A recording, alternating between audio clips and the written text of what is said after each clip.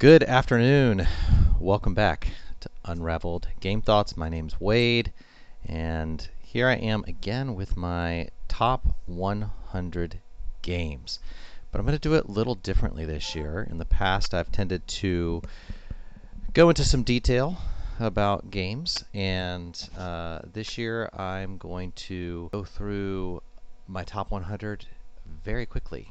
My goal is to get through all 100 within an hour. I'm not sure if my voice will last that long, and I'm not sure if I can be quick enough. But I'm going to give it a shot. And so, quick hits, maybe something I like about them, maybe who it's for, but not a lot of detail, just my top 100. Let's go and see what happens. If you have a question about any of these games, please put it in the comments. If there's one you'd like to play on BGA, you just want to try it out, I'm Wade B 1977 on BGA. I have to do turn-based games. Generally, I don't have time to sit down and do a game in real time. I usually reserve that for my local game groups, and on BGA, it's just when I can take turns, I will get around to doing that. So I'm relatively fast at taking my turns. I think there's a lot of information about most of these games on other channels, and I think the vast majority of them are games that are well known and people have heard about. I might say a tad more if I run across those that I feel like need more introduction or haven't been as popularly released for one reason or another. So let's jump in. Number 100, Quacks, the Quacks of Quedlinburg. Push your luck game, pretty light, pretty easy.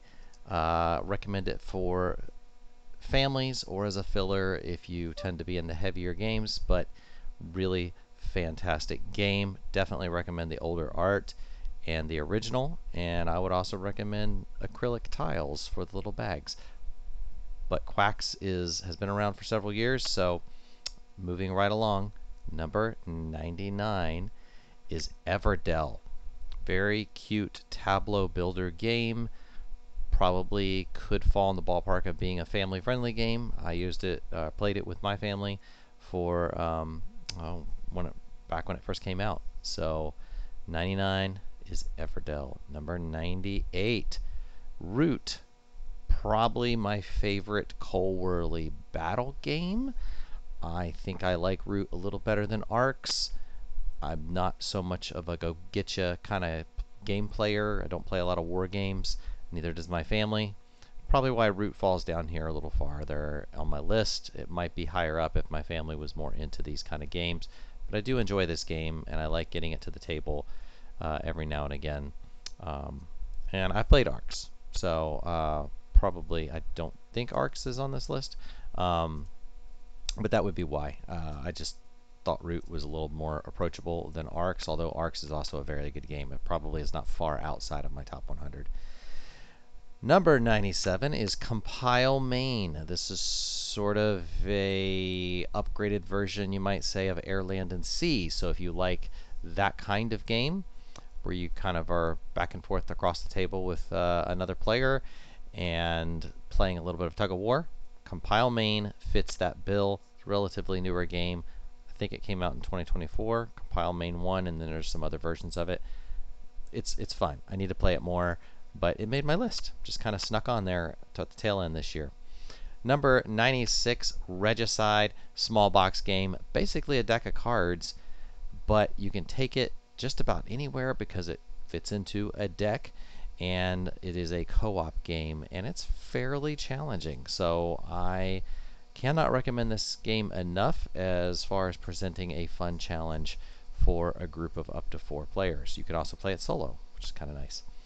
Number 95 is Azul. Azul is basically a modern classic, so not much more to be said about that. Sort of sneaks on here in the back of my list. I do like playing Azul once or twice, maybe a little bit more a year. So it's solid. It's a very solid asymmetric puzzle. Number 94 sneaks back onto my list after being off for I think the past couple of years, and that's Yido. I've really felt the desire to get this back to the table and play it. I don't actually own this game anymore. I ended up trading it away, but I'd like to play it again. I think if I was to reacquire this game, I would like to get the newer version with some upgraded parts and pieces. But the old version was fun, and it was the length of the game that largely made it hard to get to the table. Although I wouldn't mind trying it again and playing it a couple of times. I think I would like this, and it had sort of a, I don't know, just a solid vibe to it that I really enjoyed. Um, Moving on, number 93. Again, going real quick through these, so not getting a lot of explanation. Feel free to post questions again in the comments. Parks. I like the classic version. I'm not as big a fan of the art in the second edition. I really like the old kind of classic National Park art. This is a pretty solid game, I think, especially with a couple of expansions. I have the one with the tents, and I have the expansion Nightfalls, and I think I have another one like that, something with the wild token. I can't remember what it's called. It's like 2 or 3 different expansions in there, but they're good and it's fun. Probably 3 players is about where I like this game. Gives it kind of a zen feel. You get more than that, and it kind of runs a little longer than it needs to. But Parks is I think a pretty fun, enjoyable game. Number 92 is the Taverns of Tiefenthal. Not a game I want to play every day, but every couple times a year, I really want to get this out, and it's a deck builder. Pretty easy to play. It's got a little meat to it, so you might take a minute to digest all the rules, but once you've got it down, it is not that hard to teach and play. My wife likes this one, so it has hung around in part because of that, but also because I really enjoy the theme and the deck building element to it. That's pretty fun. All right, number 91. First significantly heavy game on this list. It's Coffee Traders. It's not a co-op, but kind of a collaborative. You want to work together a little bit to achieve, to get more meat off the bone in this game, I would say. Has a really nice thematic element. Only 3 turns. You only take 3 turns. But of course, those 3 turns, that's going to take you like 3 to 4 hours to probably play through that until everybody's pretty familiar with what's happening in the game and how to operate. I hope to add the expansion one day, but it's not even publicly available, I think, yet. It's just was in a playtesting forum. Last I read, it might be picked up by a publisher.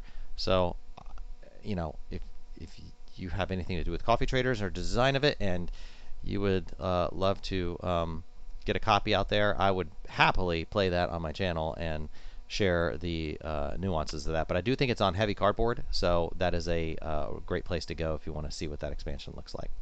Number 90 is Founders of Gloomhaven. I think this is a very underrated game. Trickle-down point system, tile placement on the board, and a really unique, I think, card sort of system with I don't know if it's unique anymore, but it has for the game being the age it is, I feel like it employs some different interweaving systems that are good for its time, and I think still stand up to time. I think it just gets overlooked and is better than what people get credit for, in my opinion. Number 89 is Symbiose. Now, you're only probably going to see this on BGA. This is out of France, and it is, I think, publicly available in France, maybe some surrounding countries. It's not publicly available in America, I believe, until 2026. But this looks like a small box game where you're tableau building, and it's kind of, you're going to score your points based on what other people are doing to some degree, and a little bit based on what your tableau is doing. I'm really looking forward to getting this to the table, and I think this will be a lot. I think that will end up moving up my list probably over time the more I get it in front of me in person with some live players. Number 88, A Feast for Odin. And this is specifically with the Norwegians expansion. If you take out the Norwegians expansion, this doesn't really make my list. But with the Norwegians expansion, I feel like it opens up the game. I'm terrible at this game, but I do enjoy it. It makes my list. I want to get it to the table at least once or twice a year, and I like playing it on BGA when I get a chance. Again, not very good at it, so if you're looking for an easy win, feel free to hit me up with an invite to one of those. I will probably not be the best competition.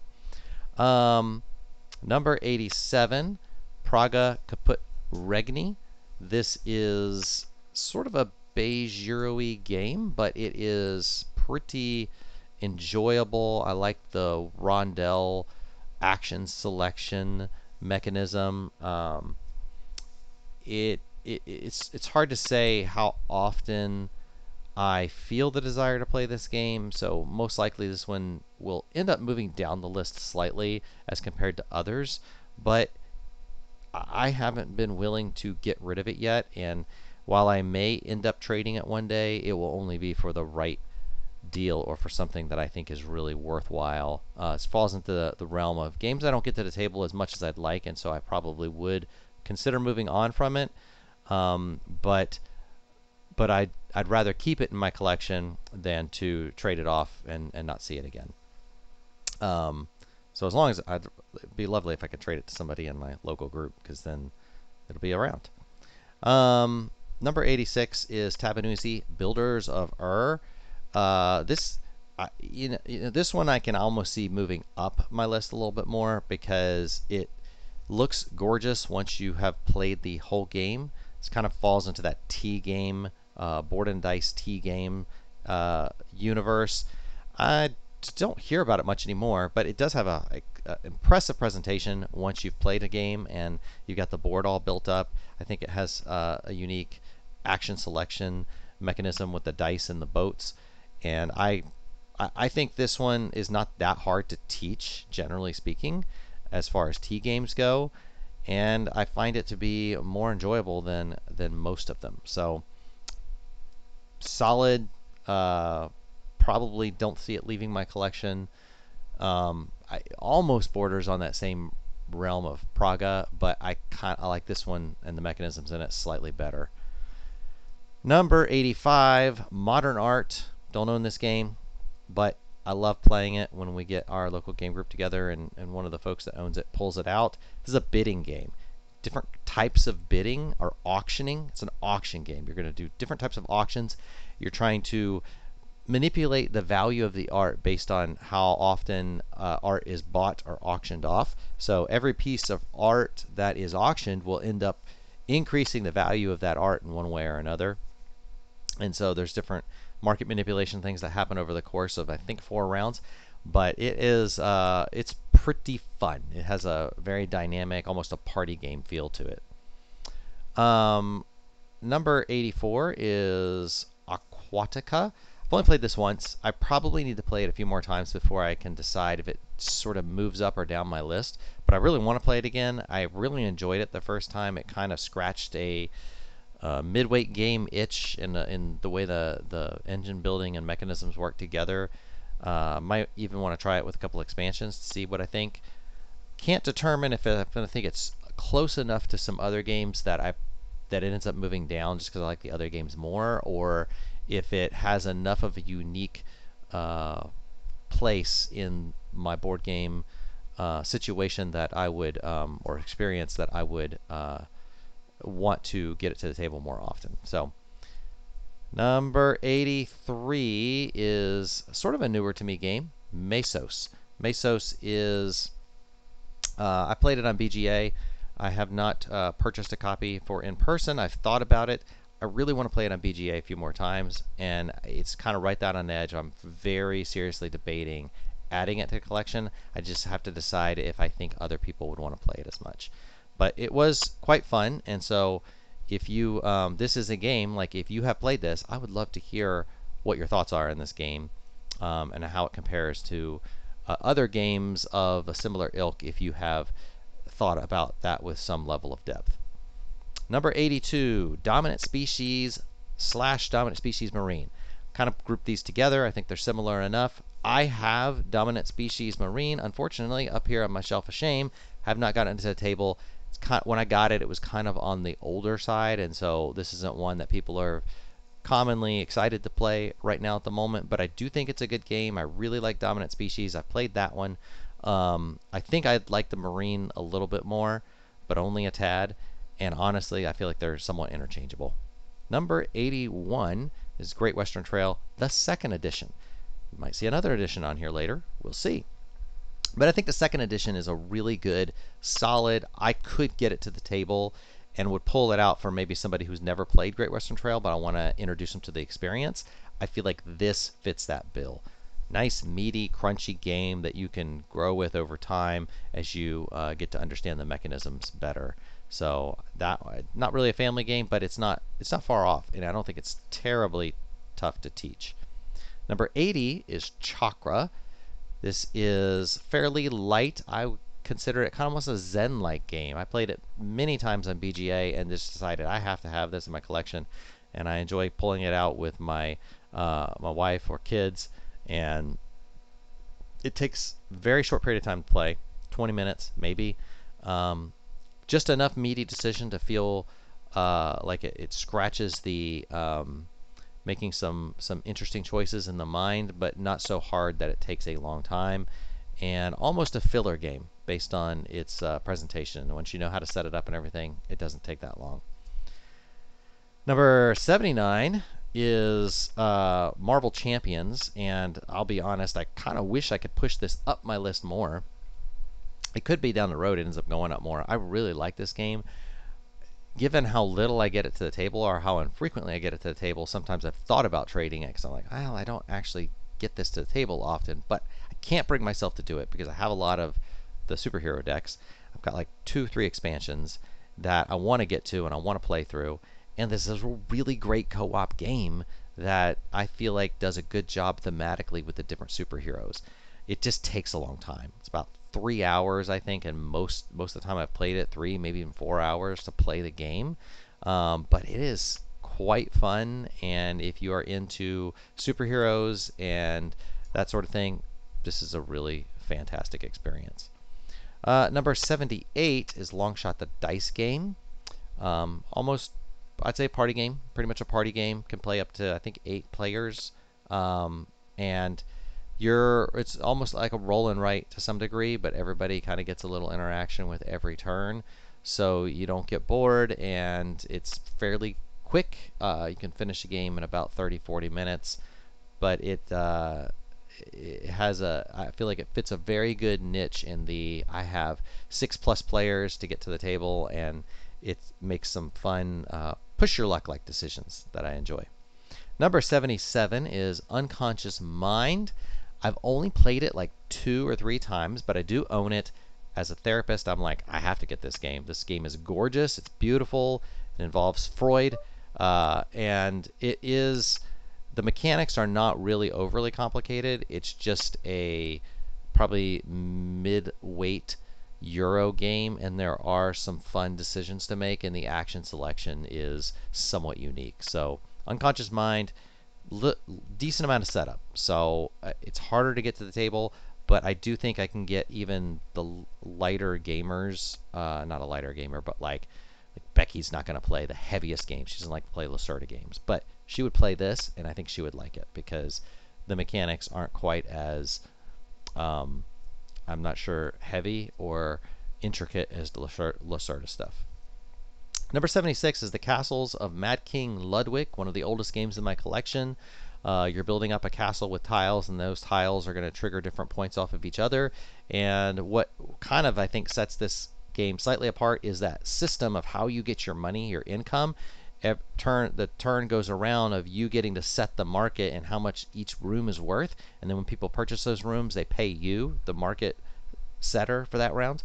And I just think it makes it a really fun, engaging experience. You got to pay attention to what other people want and do that well, or you can end up in kind of the poorhouse, or just having to take a turn where you just get money from the bank and don't get to buy a tile. Number 75 is Apex Theropod. It's another game I feel like I really want more plays of, but I do own the game, and there it is up on my shelf. And I have played it solo, and I've played it with others. I really love the dinosaur art. I'm kind of a sucker for a dinosaur game to some degree. This one I feel like is a good 2-3 times a year. It's fun to get out and play. I still haven't played through all the various options you can play as far as your predator dinosaur, your apex dinosaur, but it's very enjoyable. Number 74 is Isle of Cats. It's been around for a while. Tile laying, Tetra Animo, sort of filling up things in your ship as you rescue cats and trying to trigger bonuses and fulfill cards and score points off the lessons. Really fun game, very easy to play. You could teach it to just about anybody, I think.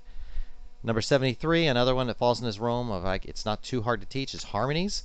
I don't own this one, but I have enjoyed it every time I've played it. It's sort of one of those that I'm like, do I want to add it to my collection or not? I do feel like I could get to the table a decent amount, but it has a nice, it's a nice low complexity, easy to teach game with some meat as far as how fun the crunchy decisions are with how you select the tiles. Number 72 is Air, Land, and Sea. I mentioned that before in relation to Compile Main. This is kind of in, it's probably not the original, but I think of it as like the original. You have theaters of war, and you're battling for those theaters of war. So there are some other games of a similar ilk. What is it? Fika. I have that on my shelf over here, and it's not. Oh, there was another one that's a little more classic that has more of an Asian theme to it, and I can't remember the name of it, but it's pretty fun. And I think the more you know all the cards in the game, the more it can kind of grow in depth as a meta game. Number 71 is Lorenzo Il Magnifico. This is pretty. It's been around for a while. Not Lacerda. Simone Luciani, I believe, and the action selection and the engine building options in this game are just really nice, and I think it's a little bit ahead of its time with regard to some of the engine building interaction and mechanisms that it has. It does have that Euro feel, but it's got a little more color to it than a lot of the Euro games out there, and it's just one I enjoy getting to the table every couple, 2-3 times a year if I can manage to do so. Earth is my number 70. I didn't skip one, did I? No. Earth is tableau builder of the game. It is such a great tableau building game. Point salad, lots of points to get, but everything in the game is a resource. The cards are a resource. The soil is a resource. The trees you're growing are resources. The cubes, your plants you're putting on the cards are resources. Nothing in this game is not a resource, and you have the kind of actions like you take. If you're the person choosing the action, you get the biggest action, but everyone gets a lesser version of that action on every turn, so you always feel like you're doing something every single turn, and you just have the tension of what's scoring me points versus what is giving me resources in the moment, and trying to balance that within your tableau. Really fantastic game. Looking forward to the Animals expansion. I backed that, and I think that's supposed to be here pretty soon, so I'm curious how that factors in and accentuates the game as it currently is. Number 69 is Raiders of Scythia. This is kind of like Raiders of the North Sea with all the expansions mixed together in Raiders of Scythia. It doesn't have the same art style as the North Sea, South Tigris, and West Kingdom expansions, but it has that I forget what they call it. Like you got Scarabray and the Anarchy and those that's that art style. Might be Shem that does the art for these games, but Raiders of Scythia is not that heavy. It's pretty. It's kind of an easy teach. I like the worker selection option where you place one worker down, take the action at that place, pick another worker up, and then you take the action at that place, mixed in with the raiding action, which is slightly different than the worker placement, pick up and take down action. It's a fun game. Probably slightly underrated, and I still run into people that aren't really familiar with this one. Number 68 is Tapestry. Stonemaier game. When this first came out, I was kind of unsure about it. It sort of fell down my list, but it is beautiful. And now with at least the Arts and Architecture expansion, I feel like that is the most significant expansion that has come out. When the game first came out and I first played the base game, I always thought, man, we need another track. We just need something to mix it up, make this track selection a little more dynamic. That does it. The other expansions are good. I have them all. They're nice, but I feel like that Arts and Architecture one is the one that really accentuates it. So if you ever go out and buy this game, I would recommend getting Arts and Architecture with it as well. The others, I don't want to say if they're hit or miss, you might still like those, but I feel like that one is the one that's critical. But gorgeous game, kind of a Civ game, but not really. Hard to explain. I'm not going to go into detail here. There are other channels that have that. Number 67 is Res Arcana, almost a modern classic, bordering. This fell off my list for a long time, but I found the desire to want to play it again. I did trade it away. I don't currently have this game in collection, but if I see an opportunity down the road to add it for the right price, I probably would. It's one I like to play now and again, and it's easy to teach. So I like having games in my collection that are pretty easy to get to the table, and I can do a quick playthrough in roughly an hour. And that probably falls into that ballpark. Has that Magic the Gathering sort of feel in a board game setting, but a little easier to approach because you don't have like 800 billion different abilities over multiple sets. Inventors of the South Tigris, slightly newer, but this is my number 66. I just recently tried the expansion. The expansion is fantastic. Adds the Era of Experts. Definitely recommend it with Era of Experts. It moves up my list and may even continue moving up my list with the Era of Experts because that actually shrinks the game but makes it move faster. So it's like you play this really meaty, heavy game in a shorter period of time. It does have a little bit of overhead for teaching, so that's something to be prepared for, but it is a lovely game. Number 65 is Ethnos 2nd Edition. I kind of got the 2nd edition because the art is going to be more congruent with what my kids might be looking for, but I might actually like the 2nd edition slightly better than the first. Just a few nuances that are different. Either one is fine. It's kind of one of those games that I just every once in a while I just have the itch to play this game, and so it falls into this realm on my list of games that like, hey, I just want to come back to that game every once in a while and play it, and so those are typically going to make my top 100 because I just like to get them to the table. Number 64. Some might criticize me for having this low on my list. It's Terraforming Mars. It is a great game. I love it. And one thing to know about my top 100 is as this list has evolved over the years, these are 100 games that I really enjoy. The bottom list is a little more fluid. As we get into this place and higher, these games have a harder time coming off the list than some of the games below it, and they're all solid. So Terraforming Mars, I when I made this list, I happened to have just played a lot of it, so it could have fallen a little bit slightly because I'm like, I don't want to play this for a minute. But I will not get rid of this game. I love it. It's in my collection. I have lots of upgrades for it. I don't have every expansion. I don't need every expansion, but it is a fantastic game. Number 63 is Anachrony. Ooh, I don't play this as much as I like. I haven't even played all. There's one expansion I have, the Fractures of Time. I haven't even played it yet. But it's a fun worker placement game, and it has some unique. The time travel mechanic in there is a lot of fun. It's really a lone system, but it's fun, and I like the sort of the combination of the different types of workers and how it all works together. Pretty heavy game, but it's also very easy as far as it's worker placement for all intents and purposes. It's just what bonuses and stuff are you going to trigger, and it's not as heavy as like a Lacerda in general. So Anachrony makes my number 63. Number 62 is my another party game. Green Team Wins. Just a fantastic game to bring out with a bunch of people, and it's always a hit. Number 61 is Love Letter.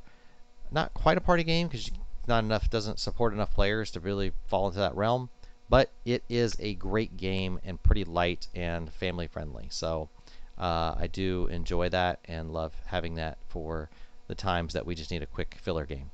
Number 60 is Sky Team.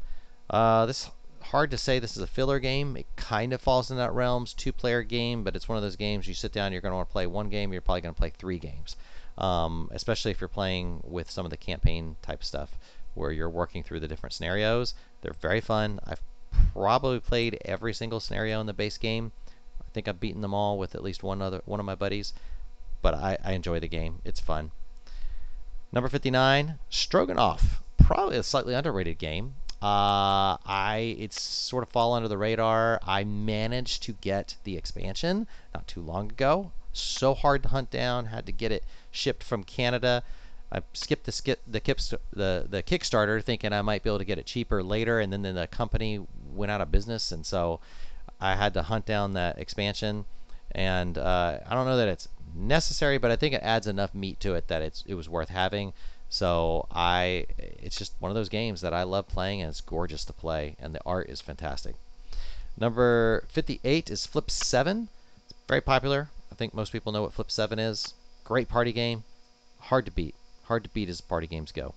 Number 50. Oh, that was 58. This is 57. Panda Royale. Again, another great party game. Rolling dice. Push your luck. It's, I almost feel like the winner is nearly random every time, but it is fun and it is worth getting to the table. And it is a fantastic game that we'll probably play with groups of people repeatedly.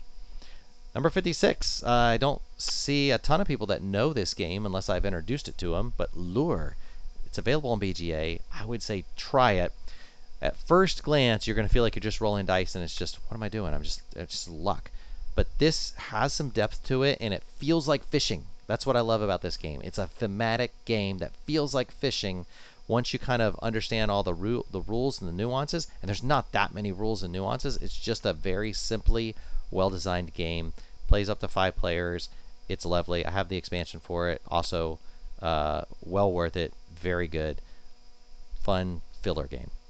Number 55 is Undergrove, which, as far as I can tell, I kind of think it's hugely underrated. I don't know if I played it enough to really 100% say that, but I do think Undergrove is a really neat game. I got this souped up version with all these wooden tiles and everything, and I want to play it more. It's just getting it to the table seems to be kind of had its time and then it passed. But I think I'll be able to get it to the table in the near future if I can get some people kind of hooked on the mechanics a little bit more. I think it will take off. It's one of those. It's like a race game almost, but I'm not fully. I don't have the rules fully like where I'm just kind of know the ins and outs of it 100%. I need to play it about 5 to 7 more times, and then I'll kind of know if that's going to flow up my list or down my list. But I do think it's a pretty unique and fun game. Maracaibo is my number 54. Great Alexander Pfister game. If you're kind of anti-colonization, which you should be anti-colonization, but if those colonization type games sort of rub you the wrong way, I don't know if this one's the worst, but it's like it does fall into that realm a little bit. But the game itself is enjoyable and fun, and so the card development or tableau building with the moving the ship around the board, it's just a really good interaction of mechanisms. So it makes my 54. 53, kind of almost a modern classic again, is Blood Rage.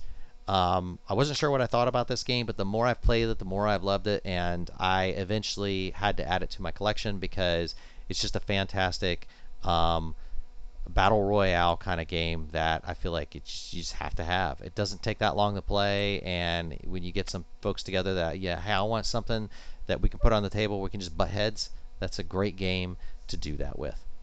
Number 52, Forest Shuffle. This is, I don't know if it's my wife's favorite game, but she loves playing this game. I like the game. I think it's very pretty. I think it's a really nice tableau builder. It's a lot of fun. It takes up a lot of space because you have to have room for all those trees and animals. But Becky is wants to play this all the time. So I think I played it more this year than I played it any other year that I've had it, which has only been around for a couple of years. I have 2 of the expansions. Don't know if I'll go after the Dartmoor expansion, but I am curious. I have to look at it a little more closely to see if it's worth adding to the box. Part of the challenge with that is currently I have an insert in my box and I have all my cards and they all fit in the box just right. So if I add this expansion, it might not fit in the box, plus I have to get more sleeves. So it's got to be a good expansion to be worth it. We'll see. Number 57 is Viscounts of the West Kingdom. This is a great game. West Kingdom games, I don't think you need expansions for. I played this with all the expansions at one point, and I just thought, it's like, I don't know. Base game is great. I don't need these expansions that just made the game an extra 2 hours long. But it is a fun game. It's kind of like what do you call it? It's like your car. It's like a tableau. Well, it's like a deck builder sort of, but it's also worker placement and action selection. So it's a lot of things mixed together in one game. It takes a little bit of a teach, but it is not hard to play. Once you've played it once, you could probably understand most of the stuff pretty well. And most of the symbology, if you played any of the other West Kingdom games, are going to translate to that one. So a lot of fun, very colorful. It is a solid game that I don't really hear about much anymore. Number 50, we're right here at the middle, 35 minutes. See if I can speed it up slightly. Lord of the Rings Duel for Middle-earth. One-on-one game.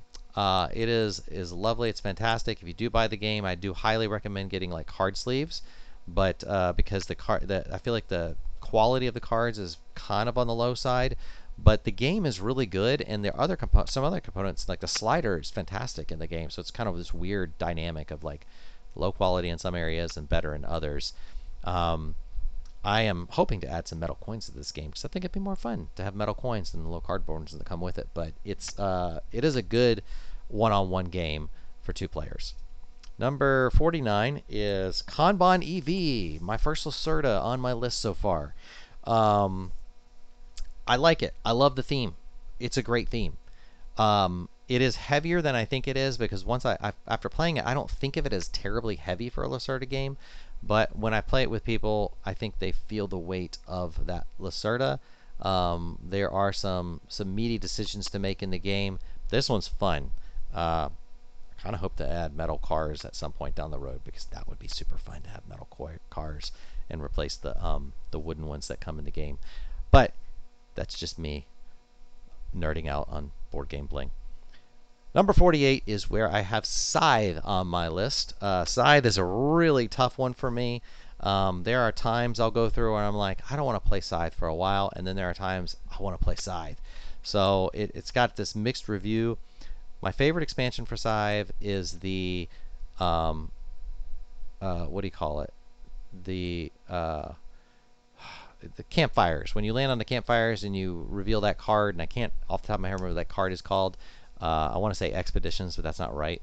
But there's an expansion that adds like 20 of those to the game, or maybe 50 of them. It's like 50 of them, and they are just so much better than the base game ones that are all very kind of almost generic in what they offer.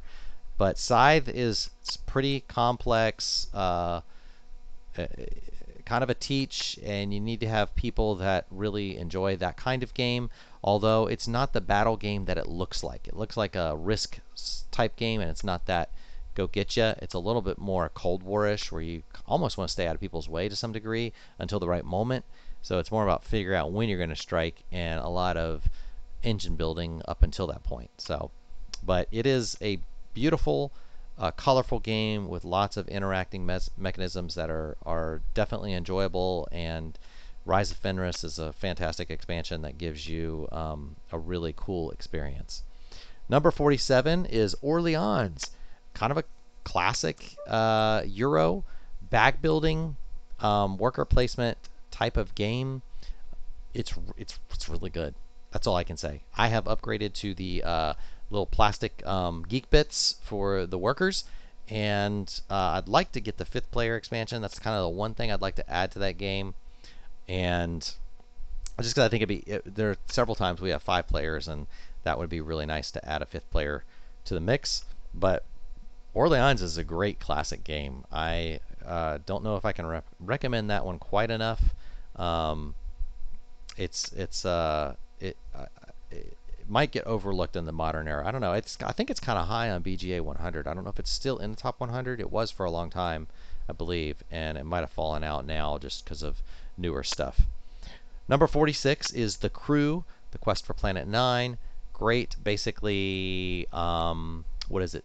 Spades on crack, something like that. You're playing spades, co-op spades, but it's a lot of fun. It's a really great game. I've never played the second, the second one, the deep sea one, but I've heard that one's even better.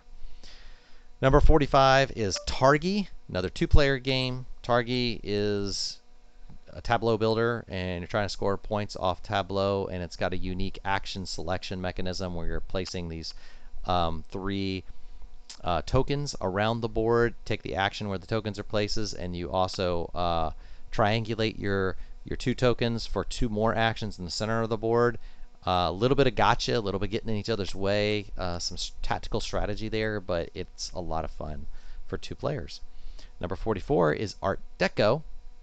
You're essentially buying and selling art and manipulating the market to some degree in order to everything in the game, even the money that you buy, is manipulating the money market in order to score the most points by the end of the game. It's kind of a unique game in my opinion. So it's in my collection. Don't get it to the table often, but it is quite fun, and so it makes my number 44 because I really enjoy playing that whenever I can get it to teach it to somebody. It doesn't take that long. Pretty easy.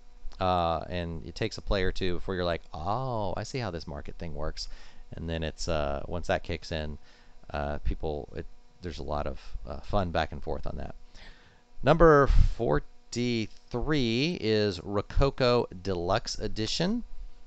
I don't have the original edition, but the deluxe edition is great. Really, this has that hand selection action, like the cards you're going to put in your hand for the round, or that I forget if you draw them.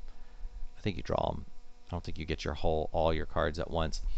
But it's really cool. It's a very cool action selection sort of system, and the dressmaking is just a unique theme that you don't see that in a lot of games. Number 42 is Viticulture Essential Edition. So this is basically Viticulture with all the stuff. That's my take on that. Love playing it. Love getting it to the table. I play on BGA once in a while, but I wish they had the Essential Edition on BGA because I'd play it a lot more if they did. Base game is fine, but I really like the Viticulture with the 4 different seasons and different actions in each season. Number 41 is Draft and Write Records. Basically a draft and write game. The drafting system is really cool, and you're triggering tons of bonuses. It's like bonus trigger the game, kind of. You're trying to fill your band up and not lose points by having empty spots in your band. It is lovely, and I definitely recommend trying on BGA. See if you think it, but see if you like it. But try playing 2 or 3 games before you make a decision, because the first couple of times I played, I wasn't so sure about it. But after I played it, maybe my 3rd, 4th, 5th time, and I kind of understood how those triggers work, I was like, oh, this is quite enjoyable. Number 40 is Sea Salt and Paper. It's basically poker with origami art on cards, but it's fun, and you are it has a neat ending the round mechanism that is definitely a push your luck in nature sort of idea, or you can take the safe route out and then everybody gets similar points, but it's a good filler game. I think it plays up to 5. Number 39 is Too Many Bones. Another game I'd like to get to the table more. I've probably played it 5 or 6 times. I've played several different versions. I have the base game and an expansion. Every time I get this to the table with somebody, they always love it. It's very meaty. When I first saw playthroughs, I didn't really think it was. I was like, I don't know if I like that game. But once I had a copy and I got to try it in person, and then later was able to obtain a copy, and then it's just a great game. It's well designed. Number 38 is On Mars, another Lacerda game. I don't feel like it's as heavy as people make it out to be, but it is heavy. It's got some interlocking mechanics, and you have to be on Mars or in the spaceship, and so I think for a person's first or second game, it can be pretty feel like a lot. I think after you played a game, it drops down. Honestly, I kind of feel like most Lacerdas are like that. But there are a lot of bonus triggers like most of his games, so there's a lot of overhead. Number 37 is The Gallerist, another Lacerda game. Love the theme of The Gallerist. Probably never leaving my collection. I mean, most of these are probably not leaving my collection, but if I, it's just, I really, really enjoy the theme of The Gallerist. And I like that there's only 4 actions to choose from. I mean, you use multiple things at each action space, but there's 4 spaces, so a lot of meat in just making such a simple choice. Number 36 is The Wolves. Area control. Not really my favorite kind of game, but The Wolves thematically fits in well with that, and I like wolves, so I'm this is just a great game. It's pretty, it's easy to teach and easy to play. Number 35, Clans of Caledonia. Looking forward to the expansion coming out. Lots to love here. Kind of a market manipulation sort of game with some worker placement and area. I don't know if it's area control is not the right word, but um, it has a lot of variability in the different clans, and it's a pretty fun economic game in my opinion. So I'm curious what in the new expansion will add to it. Looking forward to that, hopefully before the end of this year. Number 34 is War of the Ring, the card game. I have, I think, every expansion, and so I can play up to 6 players. It is, I'm not a huge fan of War of the Ring, even though I know that's a very highly loved game. It just didn't hit it with me, and I love Lord of the Rings. War of the Ring, the card game, I like, I think, because it's more approachable. It's not that dudes on a map feel to it. It's more of a, playing through the story, but a little bit more approachable, in my opinion. Number 33 is Ezra and Nehemiah. I don't know how many people may overlook this game just because it has a semi-religious title, but it is not a religious game, I would say. It is just a fun game that mixes together a lot of mechanics from all the different types of games that Garfield Games does. I'd say it probably largely is Paladins with extra worker placement. Maybe. I don't know. There's other mechanics, but it's like Paladins with the card selection and some of the point considerations. So it's meaty. Once you've learned it and you kind of understand how the whole thing works together, it's not as heavy as it will seem at first. Number 32, the Guild of Merchant Explorers. I think I discovered this either late last year or this year, early this year. Really great, light game, easy to get to the table, but all the different maps offer, it's a fun experience every time. This is, I don't know if I'd say it's a filler game, but it doesn't take long to play. Kind of like a flip and place sort of game. But you have some fun choices on the different whenever you get your own unique cards in each of the eras. Number 31, Scholars of the South Tigris. Really, really enjoy the selection, kind of the action selection where you have to do colors and numbers. I feel like it's very unique, and this is a fun game. I've got the expansion. I've played with the expansion.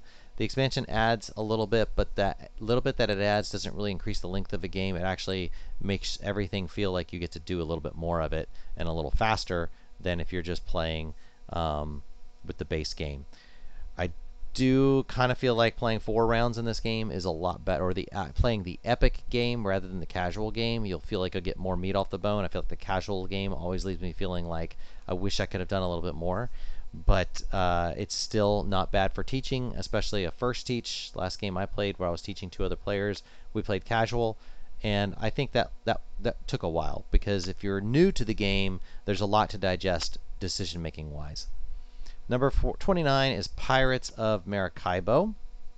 On the newer end of Fister game, actually it might be, I've been around for a while, but I played a ton of this recently.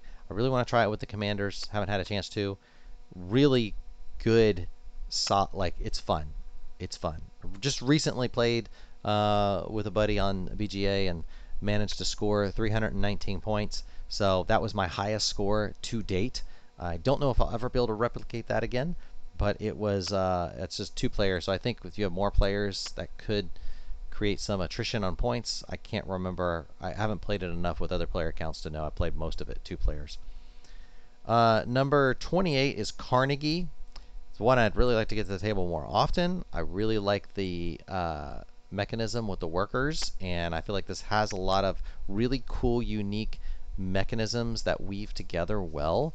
And yeah, it's a solid, falls into that realm of like, this is a unique game in its own right, and I like games that fill this niche that no other game quite does it the way that game does it, and Carnegie is one of those. Inventions, the evolution of ideas. This might be my top Lacerda game on my list. I initially, upon watching a playthrough, thought this was just heavy for the sake of being a heavy game, but having played the game, I really like how it works. I really like how the interactions play together with the theme. Looking forward to some of his other stuff coming out soon. This one really sat well with me as a game, and it is heavy. It takes a minute to learn it and to understand how all those things fit together, but it's a lot of fun. Robinson Crusoe: Adventures on Karst Island is number 26 co-op game. I I've never played this game and not had a good story out of it. It's a fantastic game. I have not played every single scenario. I've even got the treasure chest in my box up there, but it is a game that I love. Lots of setup, but well worth it, and it will. I hope one day I can get it out a lot more frequently to play it. Number 25 is Ready Set Bet, party game. Lots of yelling as you watch the race adapt. I like calling the races myself, but playing with the app is also fun because you get to be a part of it. Technically be a part of it even if you're calling the race, but it's a little more complicated. Or not complicated, it's not the right word, but it's not quite as fun as just being in the race and getting the bet on things. Number 24 is Hegemony. Just a phenomenal asymmetric game where you're pitting the different classes against each other: working class, capitalist, state, and middle class. Really, really brilliantly designed game. Definitely could play it more. Played it 3, 4, 5 times now, and I love it every time. Number 23, Far Away. Kind of a lighter game. I really got into this. I played it several times on BGA. It really wasn't until I owned a copy, because I was like, I feel like there's more to this. Got a copy of it, played it, and I just love it. It's easy to teach. It's easy to play, but it has a really nice, crunchy decision-making process going forward and backwards. So, excellent small box game. Paladins of the West Kingdom is my number 22. It is worker placement with a lot of extras built in that worker placement space, and it has a really neat card. The Paladins give you a little bit of boost in some area each round, and you have some pretty tight decisions to make in order to develop your tableau. High Society is my number 21. Fantastic bidding game. Reiner Knizia. Nice little twist where there's some cards you're bidding not to take, and there's some just the way the rounds end makes it really fun. Most of the time the person with the most points has been knocked out of the game because they had the least amount of money at the end of the game. So I love the twist in that game. Wayfarers of the South Tigris, my number 20. And what do I say about this one? Tableau builder, but with dice manipulation. Fun game, very pretty, like most other games, if not like every single game I've had on here. But it is, and I haven't tried the expansion with that one, but I have it. I just need to get that to the table and see how it fits with the expansion. Number 19 is the White Castle. Super crunchy, tight game. A little bit of setup for its weight, but it is a solid, like, almost borders on being more chess-like than your typical board game. But it is fun, and trying to get those interactions to work well together is a blast. So I don't like it with the expansion as much. I like the base game the best, but it is a lot of fun. Number 18 is River of Gold.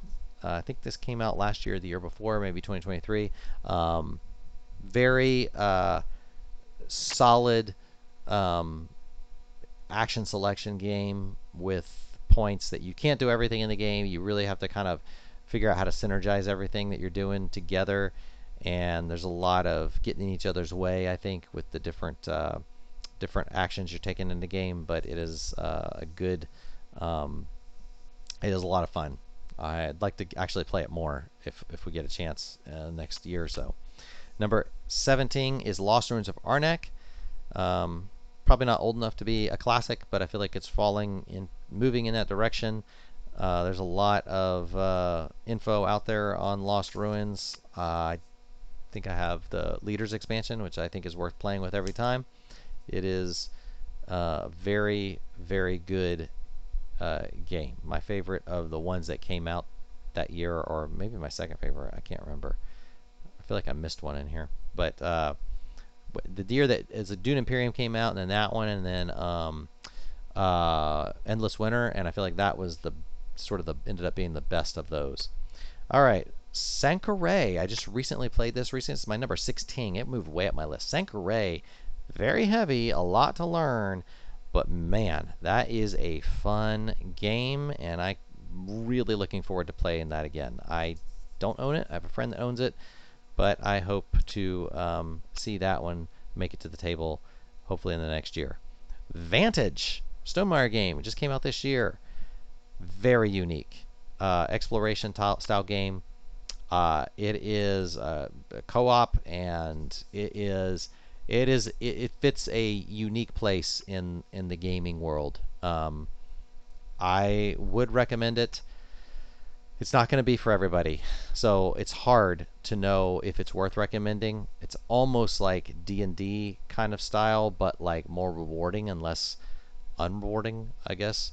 I don't know if that's the best description, but I do feel like it is a really fun story game. Number 14 is Castle Combo. Don't own this. Hope to own it. I feel like my spouse would love this game if we got it to the table. But it is very easy. You're building a tableau of 9 cards and scoring points off of them. Highly recommend trying it on BGA at some point. Number 13 is Railways of the World. I don't get this to the table nearly as much as I would like to. I think that this game vibes with my brain. I love it. Every time I play it, I love it. I played it on BGA. I played it in person. I just enjoy the mechanics of this game. It's kind of weird because it's kind of dry. I can see why people might be bored of it. I just find it very pleasant and appealing. So it's my number 13 because I would play it way more than I do, but just simply from the nature of not getting enough, not being able to convince people to play it. Number 12 is Castles of Burgundy Special Edition. Castles of Burgundy is a fantastic classic game. Special Edition, all the acrylic tiles and all that nice little, very leather bags and the colorful boards. It is great. I've actually played with the Vines expansion in there, and it's good too. We've played a lot of that in our family. It's even my son and daughter, who aren't really into board games, enjoy playing that game whenever we get it to the table. Number 11, Great Western Trail New Zealand. I feel like this is the best Great Western Trail. It basically does everything in the base game a little better, in my opinion. It's a little bit more setup, and the teach is a little bit more. So Great Western Trail 2nd Edition is maybe good for teaching a new player, but this is a really solid game and has a lot of cool interwoven mechanics. I want to play it more just to get a better feel for the wool as compared to the cow selling when you get around to that part of the board. My number 10, top 10, Obsession is my number 10. Fell down my list a little bit, but man, this is my top 10. These are all, like, I want to play these games over and over again. Obsession is great. I got that most recent expansion, the metal coins. Obsession is just so good thematically. It's just an absolutely fantastic game. I do not play this game as much as I would like to. I've recommended it a few times, but it can be on the longer side. I don't really think it has to be. A lot of that just comes down to the players and making choices and planning your turn ahead of time a little bit. But played it online recently, and I was like, this is great. I wish people played this more. So if you are looking for players to play Obsession with on BGA, please send me an invite. I am all in. I would love to. Number 9, a little bit older, Heaven and Ale. Oh, that left and right board with the different, like the light side versus the dark side, trying to get your ingredient markers to move up. This is, it's kind of classic Euro in some way, but it is so good, and I love the theme. I think it's really well done. I think it fell out of the top 100 just recently and on BGA, and I think it's probably going to continue falling. But I am in a little bit, I might be able to say it's an underrated game. It might even be in the 300s now. This is a great game. It is underrated. I'm going to say it's underrated. I'm calling it right now. It's underrated. Number 8, Barrage. Barrage is a get-in-your-way economic game. It is fantastic. I don't own this game, but I got a friend who owns it. I'd play it way more than I do if I could just get it to the table. A little bit of setup, but it's lovely. It's it's just very good. That economic, like tight economic game, love it. Number 7, Heat, pedal to the metal racing game, um, but it's solid. I cannot. It's easy to get to the table. It's easy to teach, and usually when I teach it, people want to play it even more after I've taught it. Number 6, Spirit Island, is a solid co-op game that just is beautiful and has fantastic interactions and some asymmetric stuff going on. And you have to work together and you have to synergize. It is really, really, really well designed. And I have, I don't know, tons of expansions for it. It's, again, another one of those games. Would play it way more if I could get it to the table. Teotihuacan, City of the Gods, number 5. Oh, I love this game. I don't know. Hard to say if it's underrated. I think it's in the top 100, but it is my favorite of the T games. It's so good. Every time I play it, I enjoy playing it. It does all the things I want a game. I think I got this game on sale for like $20 on a whim years ago. And as soon as I played it, I'm like, this is fantastic. And the more I've played it, the more I love it. I just love how all the mechanisms work together. Number 4 is Brass Birmingham. What can I say about Brass? It's fantastic. I am looking forward to Brass Pittsburgh. Want to try that out? Brass Birmingham is lovely. Number 3, Frosthaven, Gloomhaven, Jaws of the Lion. I group them all together. Number 3, Haven Games. We call them hashtag Haven Games. Those are all just lovely. I can play them and replay them over and over again. My number 2 might be my number 1 next year. I don't know. I had number 2 this year. These top 2 are tough. I have a hard time deciding. Flip a coin. Ark Nova. I love Ark Nova. It's so good. It's just so good. The more I play it, the more I love it. I've probably played it like 300 plus times. I played on BGA all the time. Have a copy, fully blinged out copy. Don't really care about all the upgraded stuff coming out on the 3rd edition. I don't need all that. I like having it in a smaller box, and it's not too hard to set up with that with a nice insert. But Ark Nova is I love it. Love Ark Nova.